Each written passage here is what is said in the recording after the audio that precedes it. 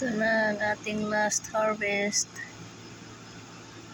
before winter. Wala nang ating garden.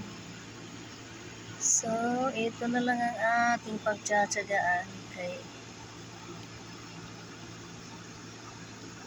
wala na ang ating garden. Hanggang sa next year uli.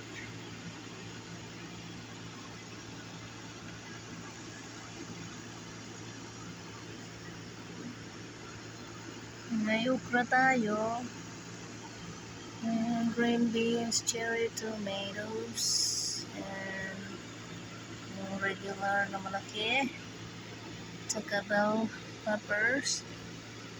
Nakapitas ako ng dalawa na snow peas.